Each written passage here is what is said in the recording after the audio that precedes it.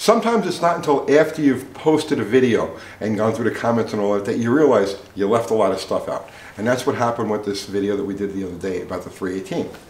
So afterwards I said, you know, I forgot to talk about the later head. Well, wait, we'll get to those specific things. But before I do, I just want to say, a couple of you guys in the comments were like, what's the matter with the Magnum? Why no love for the Magnum? I have lots of love for the Magnum. And we're building one.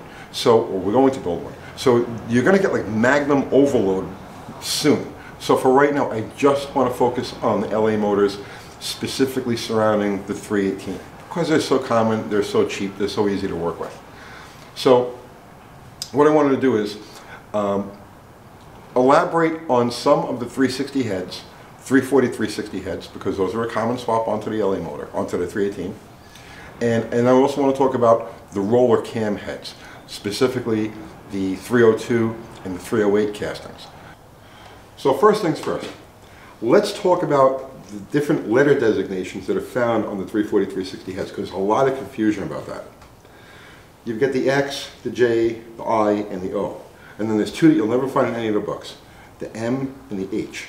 All right, and I'll get to those in a minute. But let's start off with the X, because the X is the one that everybody's like, oh, it's got an X on it, it must be something special. As a casting, it's not special. It's the same as all of the other ones. The only distinction that the X head has is that all of them have the 202 intake valve. Now this is an important point of trivia. A lot of people don't realize. The 340 has a 4" plus 40 bore. It's an odd size, right? Why not just make it 4".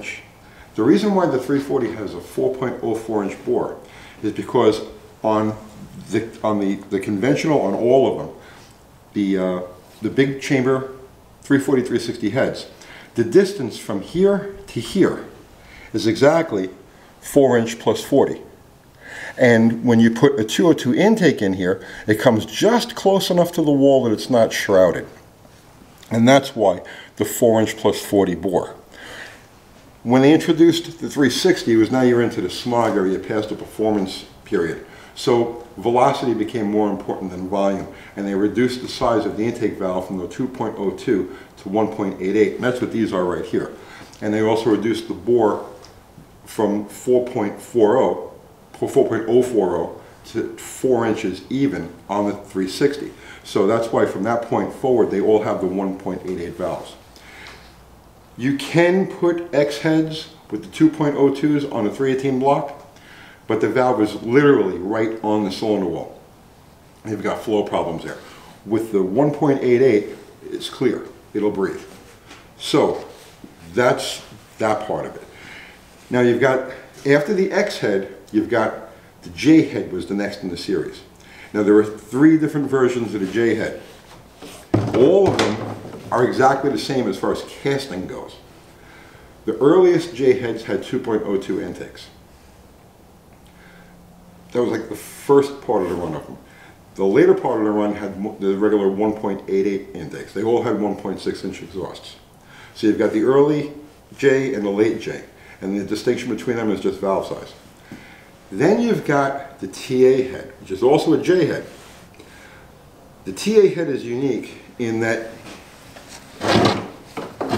one of the big problems common to all small block Mopar heads is the push rod pinch.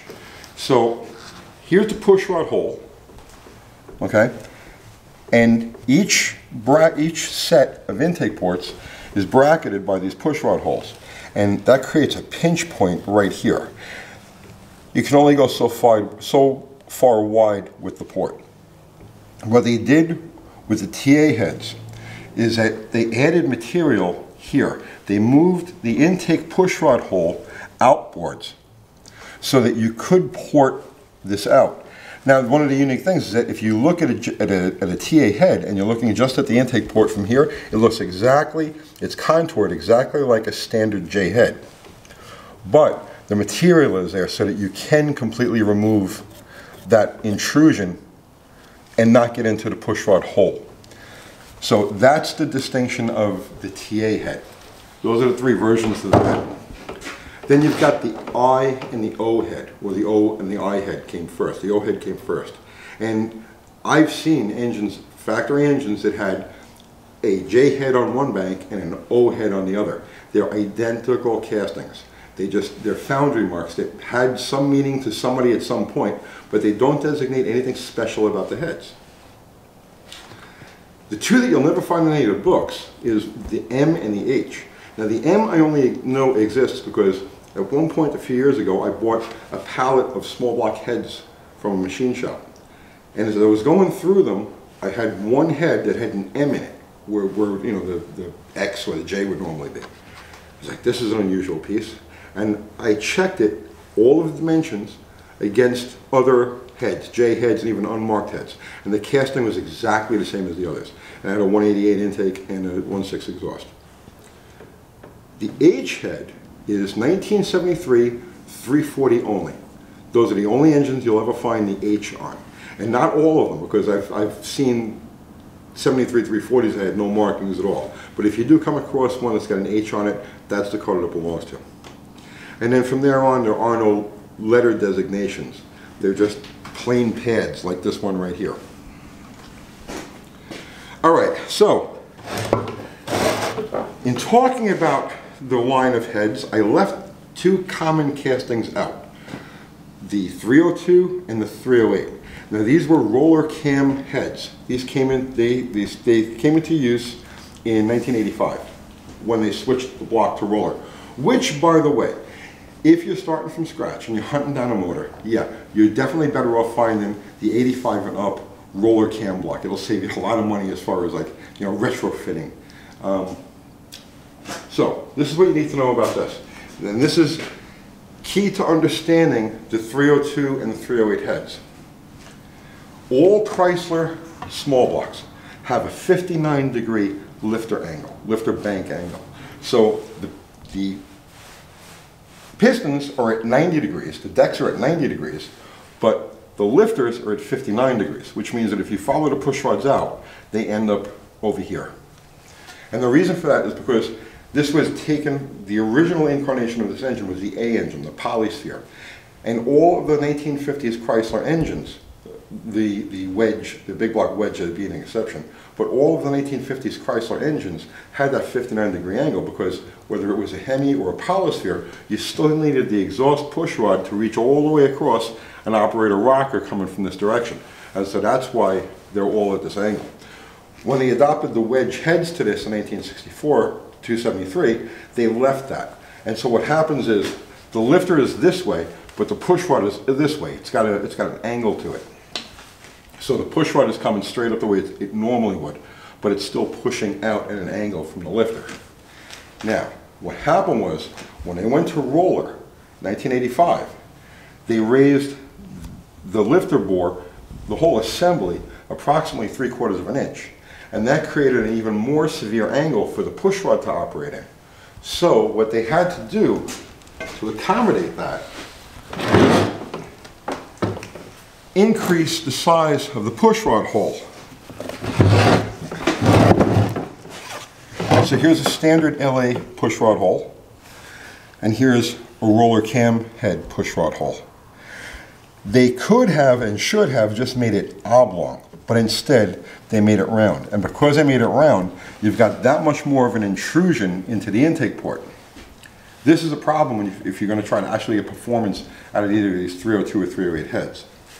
By comparison, here's a standard 318 head, and I can put my finger all the way in the port with no restriction.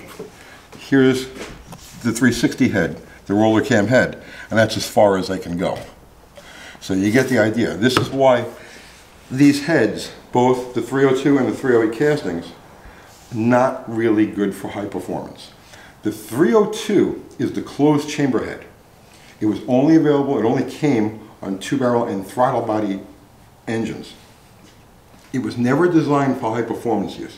It's designed as a fast burn combustion chamber. It's closed chamber like the 67 through 69 heads, the 273 to 318 heads, but it doesn't have ports that are nearly as good. It's an excellent head if you're looking for a little boost in compression and your engine is mostly operated, let's say, around town highway speeds like that. 3,000 RPM is like its perfect happy zone. But once you go beyond there, the port's very restrictive, and the advantage of the fast burn combustion chamber goes away. So they're not really a performance head. It's not really an upgrade. If you're looking for a closed chamber head, go with the 67 through 69 273s. The 308 head on the 318, it's a disaster. It's an open chamber head. It's a big chamber. When Chrysler put these heads with 4-barrel on the 318 for the police package 318, the compression ratio is down like 7.3 or 7.4 to 1. It has bigger valves but smaller ports than the regular standard 318 head. In fact, here, look at the exhaust ports on this one. So here's the normal, or I should say here is the normal 360 port, and here's the 308 port, right? It's actually more restrictive, it's smaller, and it has more of a curvature here. See, this is kind of a straight run, and then this one curves. They're really not happy castings. They're restricted inside, going in, going out, and no compression. So that's why I left these heads, when we did the video the other day, that's why I left these heads out of the picture. So I think that's everything I wanted to cover with these. I can't think of anything else. But I'm sure after we've posted this video, I'll say, oh, I forgot about fill in the blank. You guys will let me know what it is. So that's it for now. I'll see you tomorrow.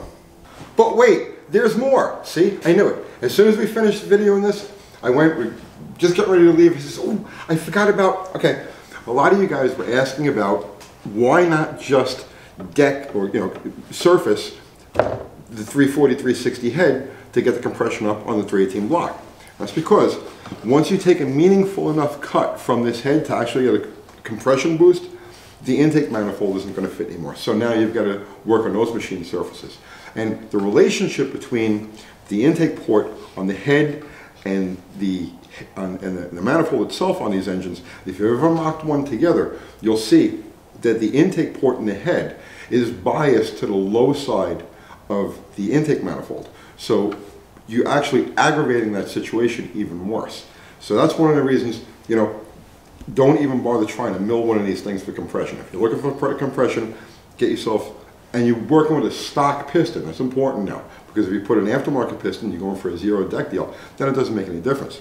If you're working with a stock piston engine, forget about decking one of these things to get the compression up. Just use the closed chamber 67 through 69 head. And you can open those up for the 188 intakes. Okay. Now I'm done. Now it's over. See you tomorrow.